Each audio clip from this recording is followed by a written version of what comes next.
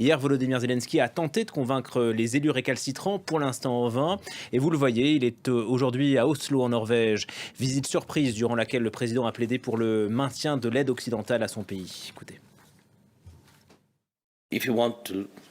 Pour ne pas perdre nos vies, notre société, nos enfants et tous les autres, il nous faut bien sûr un véritable bouclier de défense solide. Des avions, de l'artillerie, tout ce qui est possible.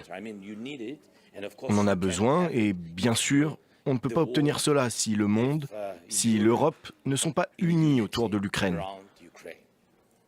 C'est pourquoi on ne peut pas gagner sans aide. Voilà, Volodymyr Zelensky qui pose le débat à quelques heures du sommet européen. Alix Le Bourdon, on vous retrouve en direct de Bruxelles. Bonjour à vous. Les enjeux sont énormes pour Kiev, que ce soit pour son adhésion à l'Union européenne que pour le déblocage de la nouvelle enveloppe d'aide.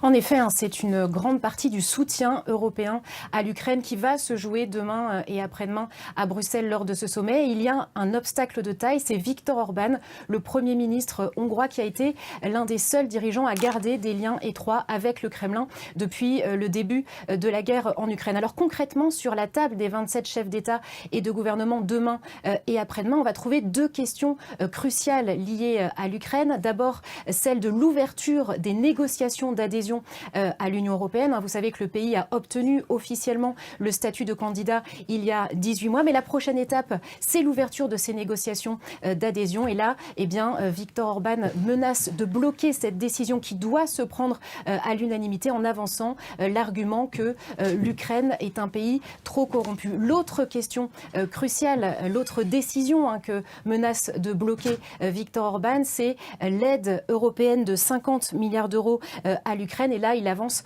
l'argument que cette aide ne ferait que prolonger cette guerre. Alors en tout cas, ici à Bruxelles, on attend aussi aujourd'hui une annonce de la Commission européenne sur le déblocage de fonds destinés à la Hongrie, bloqués jusqu'à présent pour des questions d'état de droit. Alors même si les officiels assurent que la date n'a pas été choisie à dessein, on imagine bien qu'une telle annonce pourrait peser dans la balance sur ces vétos brandis par Viktor Orban.